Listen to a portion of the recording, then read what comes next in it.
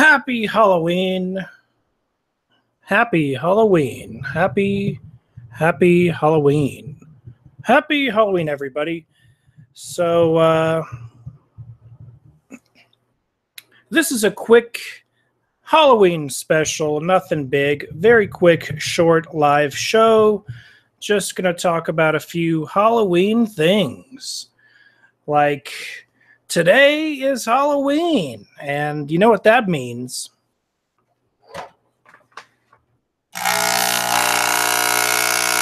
Means,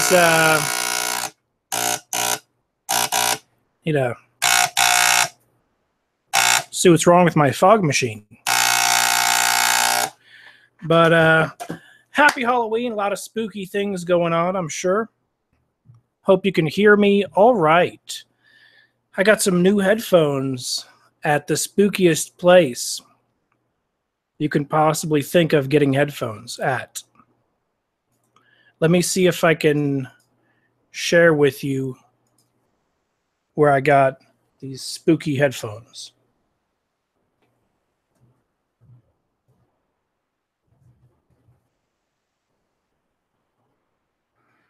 All right. Let's see. I don't know if it's going to be visible. Doing a quick Google search. Well, it's not working. Anyway, I got these headphones for $9.99 at Ross Dress for Less. The spookiest place to go to, according to South Park. All right, so let's take a look at a couple articles, and we're going to be looking at that new ghost video released by Deer Park, proving the whole thing was a hoax. They got me to a certain extent. They made me look stupid because I was on the fence. I didn't know if it was real or not.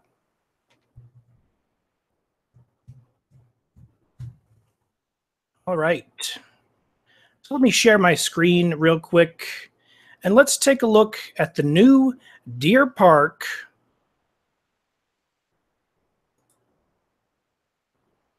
video. Here it is.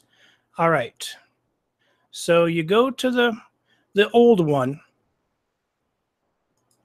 and we're all familiar with this one, the Deer Park CCTV, supposedly with perfect sound, placed a little bit too low with the poltergeist activity. It has 12.8 million views. Well, they recently released a second. They got greedy. They recently released a second ghost video. New ghost caught on camera. So let's take a look at the new. Let's see if we can maximize it. And I hope you can see this. This is the new footage of the new ghost. Clearly the same gimmick. So apparently one of the doors was slammed so loudly that the affixed Deer Park CCTV camera wiggled. Well, it wouldn't have wiggled unless it was on a tripod or really lazily placed. But let's take a look at this new poltergeist footage live on the Hoax Hunter Halloween Special 2017. All right, let's see what's going on.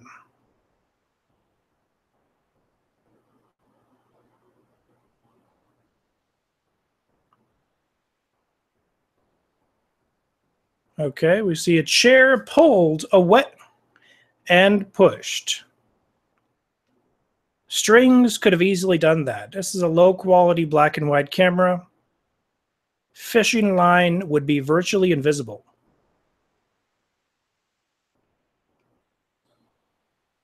We have a backpack falling off of the lockers.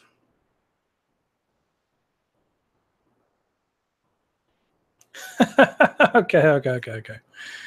That one is a little funny. We have the, let's go back. We have some type of poster being ripped off the wall. But just because the poster is ripped off the wall, it doesn't mean there isn't fishing line to the left used in magic illusions. You're going to stage the wires and place them all over the place and pull them, and that's clearly what's going on here. And as everyone has pointed out, it's the first thing I noticed of the extreme obvious proof is the chair at the end being pulled by the wire that's wrapped around those pipes right there.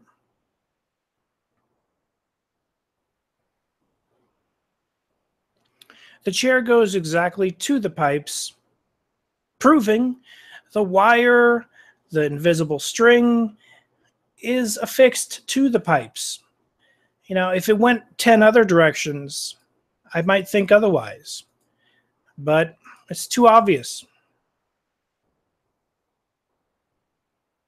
It's too obviously fake. So this is the new Deer Park ghost footage proving that anything from this Deer Park channel is fake. They got greedy. They got a viral video with over 12 million views, and they thought they could milk it for more money. And seemingly every single comment you see is, oh, I go there. I go to that school. I go to that school. Ask me any questions. And they're all in on it, and it's a big fat scam. I got tricked, okay? I admit. I got tricked to the perspective of hearing this thing creak. I think it was serendipity that I have experienced actual poltergeist activity for 6 months. I heard a creak thousands of times, and these kids replicated it out of sheer luck.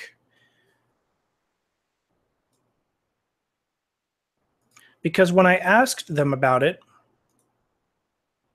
they said they didn't know what the creak was. And it's obviously staged.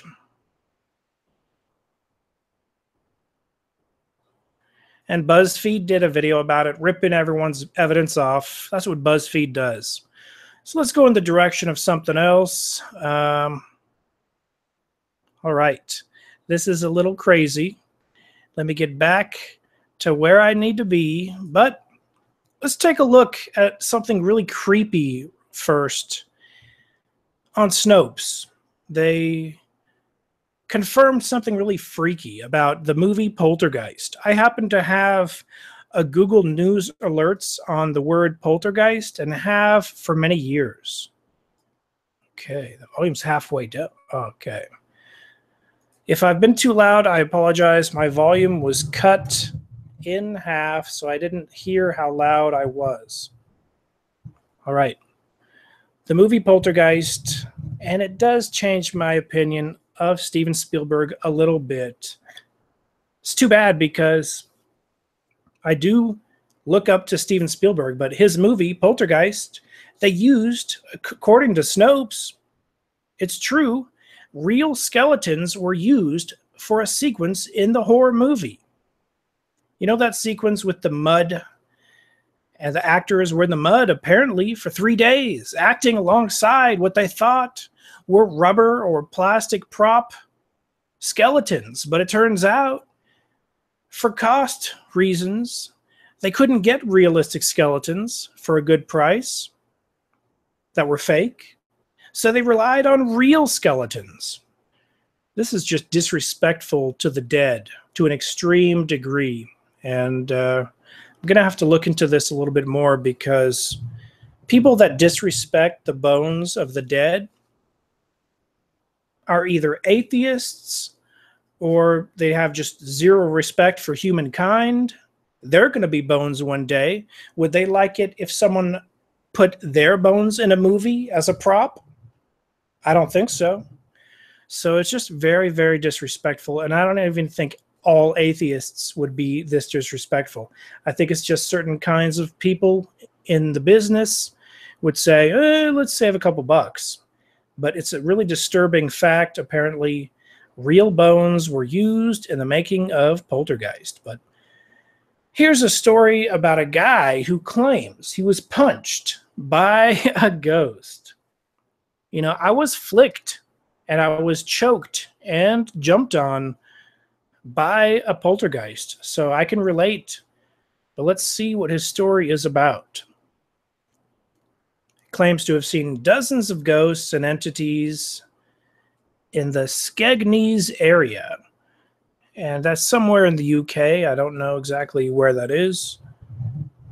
He's recounted his spooky events from his childhood, growing up in the town, and some truly bizarre accounts from Horncastle. Of all things, what are you going to see in Horncastle but a freaking demon with horns? That's what he said. He said he saw in Horncastle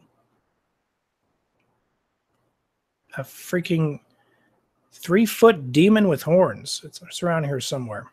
But the point that really stuck out to me, obviously, is going to be anything concerning corners of rooms.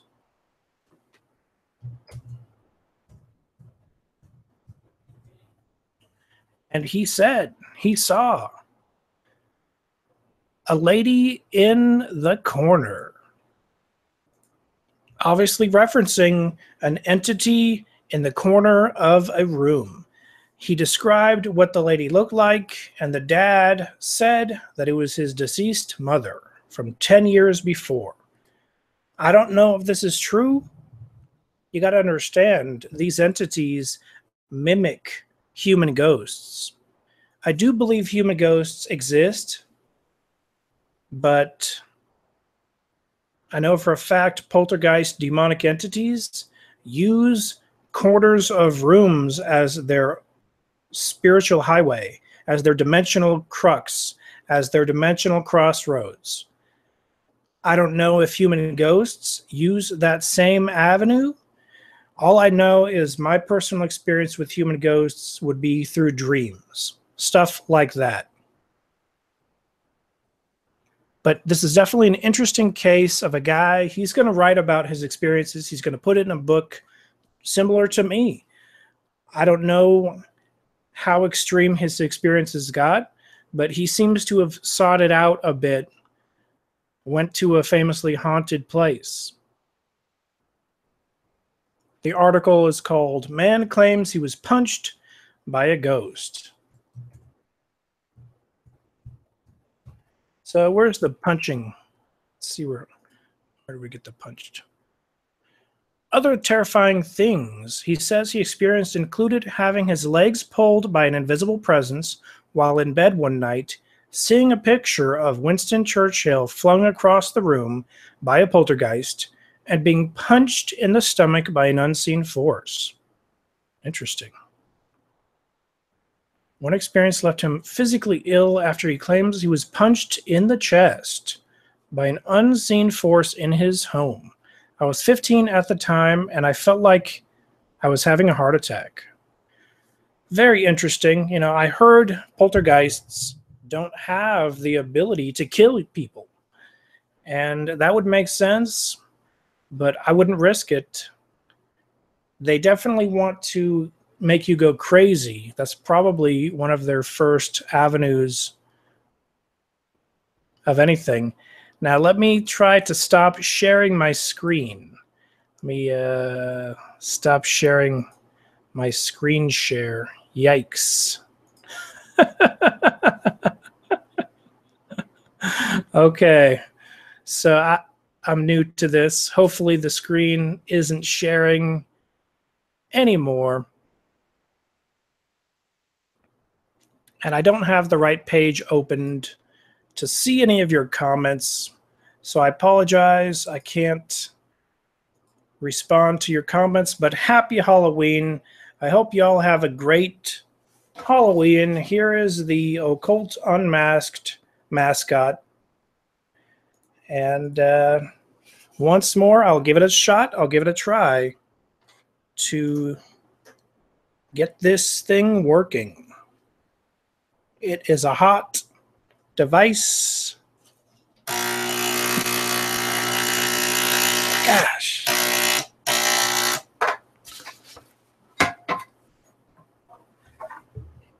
It's dangerous. My fog machine, I probably need new solution. There's plenty of solution in there. But it's been sitting for like a year. So I probably need to dump out the old solution and put in some new solution. But before I go, I'm going to share with you all a ghost story. So one time I was at a totally vacant house, and my mom was a real estate agent. And this was around Santa Barbara, California. And I was just helping out. And she wanted me to turn off all the lights. So this is a completely vacant house. I would say it was a pretty nice villa close to the ocean in Santa Barbara. Probably a couple $1 million house. Pretty nice. It had a left wing and a right wing. It was that big. So my mom turned off the lights in the right wing. She asked me to turn off all the lights in the, yeah, now it starts working, in the left wing. And so I turned them all off, and there was easily 20 switches to turn off, 20 physical switches. I don't know if there was a master switch, but I didn't see one, and my mom didn't know about one. So I turn off 20 switches, and I've probably told this story before, but after turning off all the switches, it's still daylight. So I relied on the light coming through the windows, and I used the restroom because we're about to leave. And while I'm using the restroom, I hear a knocking coming from the closet. And the doors to the closet were all open. It's kind of a bathroom with a bedroom and then almost another bedroom. And all the doors were open because they were pre-opened for a showing of people to see the house. I guess all the doors were like wide open. I wasn't worried about the left doors open. I only closed the right door. But all the left doors open, and the closet was closed. But I heard a knock come from the closet while I used the restroom. So I finished up, and I kept hearing the knock, and it sounded like this.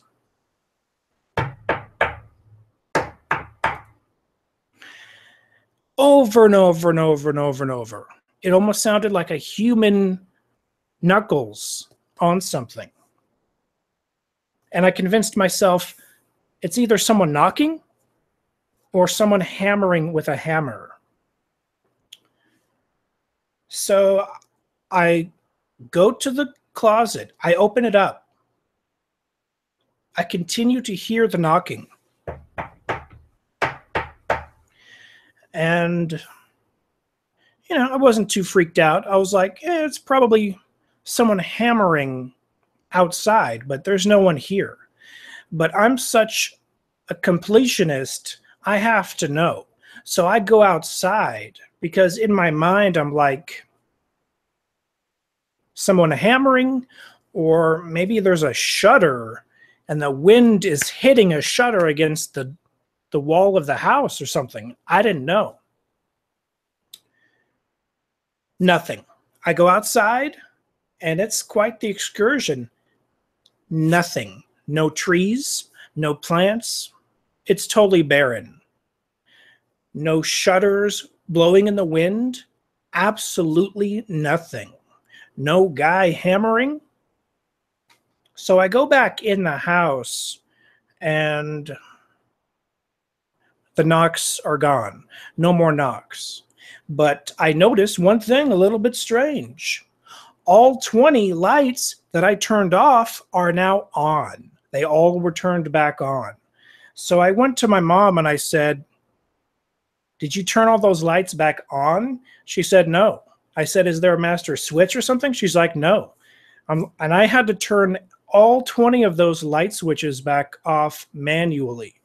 All I have to assume is that house was haunted and the people had the house up for sale because it was haunted, is all I could guess.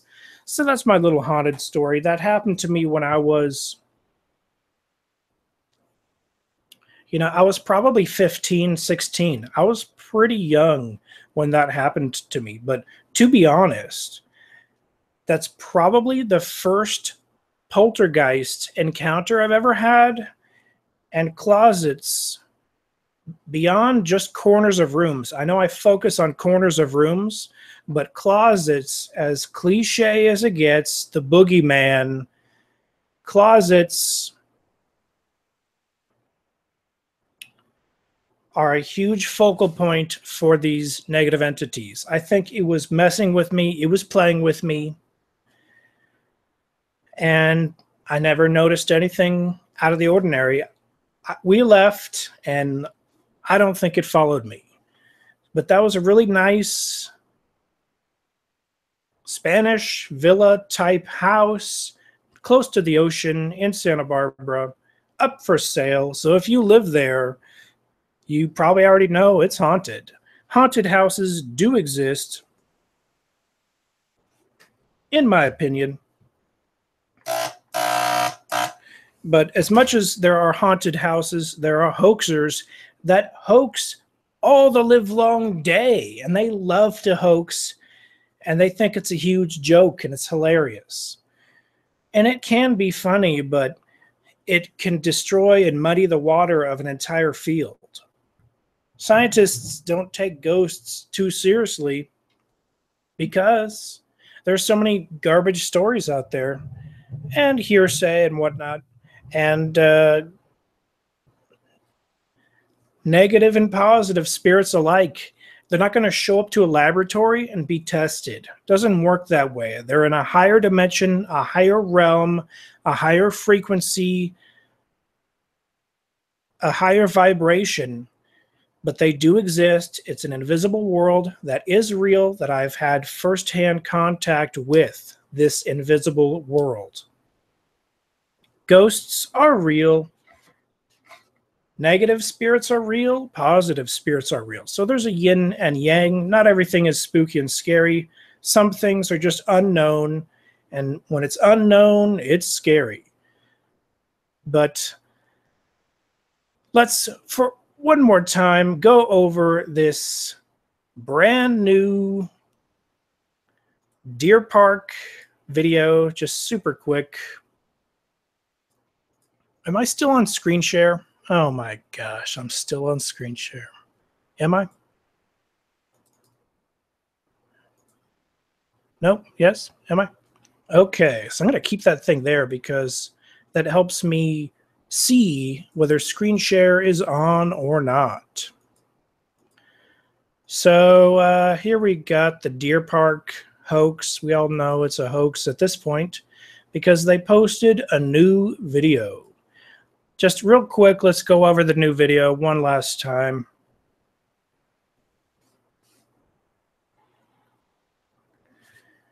It's clearly not an affixed camera because it shook.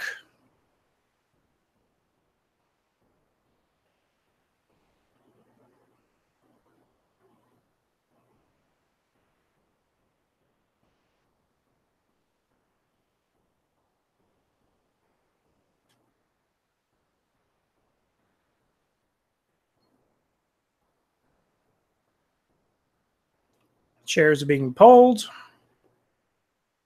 one direction, and then it's pulled the other direction. Two different strings, two kids involved. That's all it would take.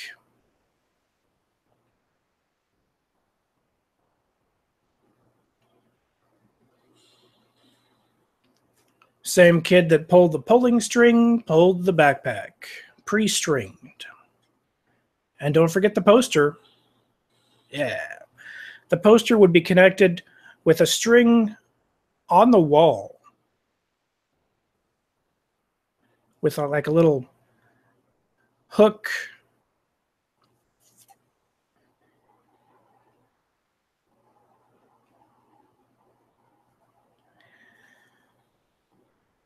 You know, it's creative. I'm going to give them points for creativity. It's very interesting. But this one only has 400,000 views. That's a lot of views. That's more views than my videos. More videos coming soon. Let's try to figure out how we can get back to where we're supposed to be. Man, this is really annoying because I don't know. Okay, stop show. All right. I'm still getting the hang of this. I'm going to do as professional as I can. I thank you for watching. This is John Razimus. Halloween special. I apologize if I don't have the scariest. All right, one more ghost story. One more ghost story. You know, when you lived with a poltergeist for 6 months, you got unlimited ghost stories if you really want to share them. I'm saving it for the book, but I'll share one.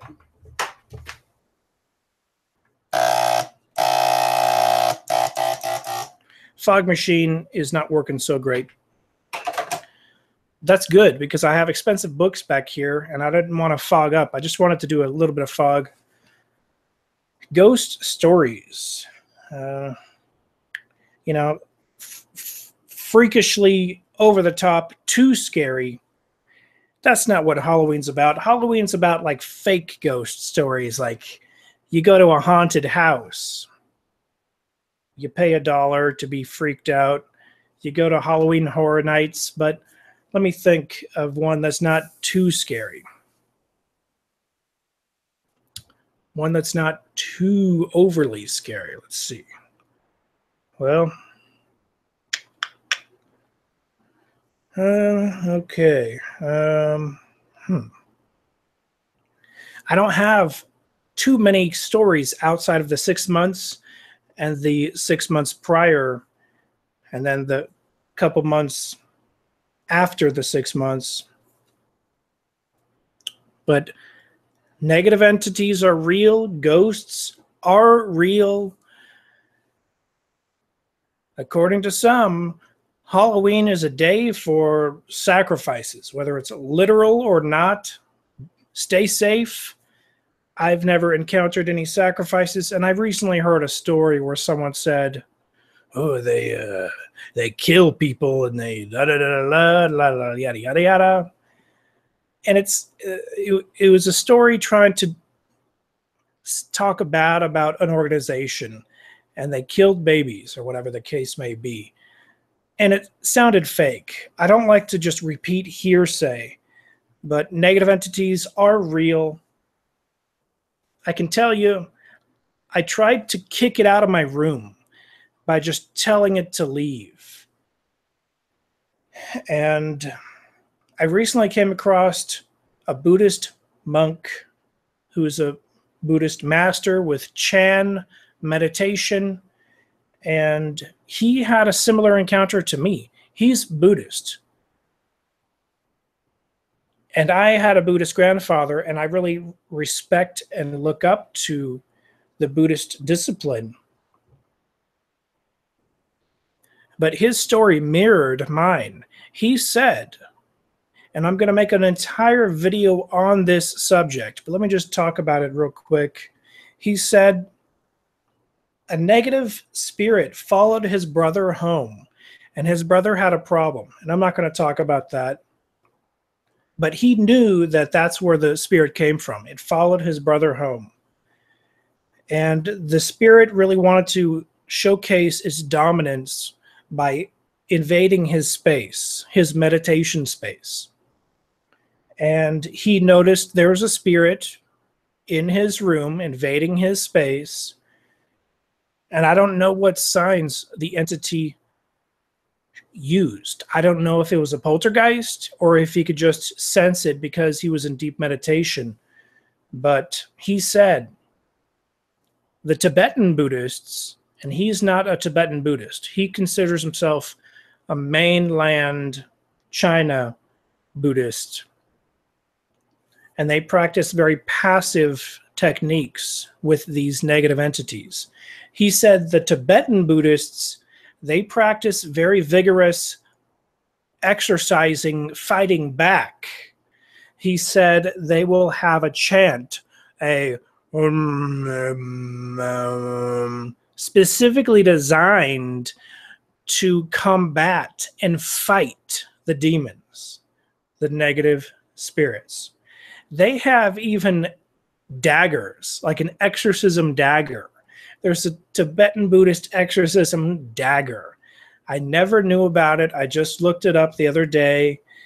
It involves a ritual. You'd stab it in the ground. So they have a lot of different techniques in Tibetan Buddhism where they actually fight the demon, just like a movie almost. But this Chan meditation expert, he said, when you fight it, it comes back twice as strong or twice as violent. And this guy doesn't know me and I don't know him. But that's exactly what happened in my poltergeist of 6 months case. I kicked out of my room. I told it to leave. I would say, I command you to leave. Get out of here. Depending upon how serious I was, it would leave. It would always come back. But when it came back, it was twice as mad as when it left. So if it was knocking stuff over before, just when it came back after I told it to leave, it would be twice as loud. And there's some type of universal law in the universe. If you tell a negative spirit to leave in a violent manner, it's going to come back and be twice as violent. So even on the other spectrum, from people who want these things in their lives and summon them. I've never summoned one purposefully. But people that want these things in their lives and practice a left-hand path, for example, even they say, be respectful, maybe don't use the you're going to burn in hell if you don't get out right now techniques. The extreme Goetia techniques, which involved a pseudo-Christianity mixed with paganism, whatever the case may be. But you want to not even acknowledge their existence, is my personal viewpoint, because with less friction, there's going to be just nothing. It's not going to bother you. So this Chan meditation Buddhist master said he simply allowed it to exist in his space, and he didn't allow it to even flinch his meditations. And he just meditated and pretty much ignored it. That's exactly the advice I would give. Ignore it, period.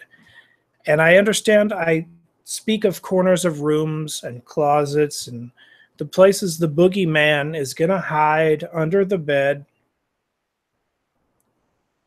Just because you might know a few secrets of where these things appear, it doesn't mean you should give them the time of day or acknowledge their existence. But some people are stalked by these things and they appreciate the information.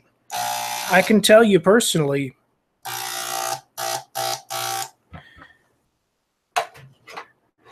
as negative as the experiences were, they taught me something about the universe, how the universe works. There are negative spirits, there are positive spirits. I can tell you, when I feel a negative spirit, it's obviously negative. When I feel a positive spirit, it's obviously positive. And there are going to be neutral spirits. And I was in Tombstone, Arizona, ghost hunting of all things. and I haven't released this footage yet. I went back to Tombstone, Arizona to get that footage of that gift shop that is haunted. So I'm going to have to compile that video. But in my Tombstone video, which few of you watched, check out my ghost hunting in Tombstone video. I didn't see too many ghosts, all right? So that's probably why that video isn't viral, doesn't have too many views. But the most haunted place I noticed was a gift shop in the basement of the Big Nose Kate's saloon, Doc Holliday's saloon, and his girlfriend, Big Nose Kate. That was her nickname. That saloon is still there. It used to be called the Grand Hotel.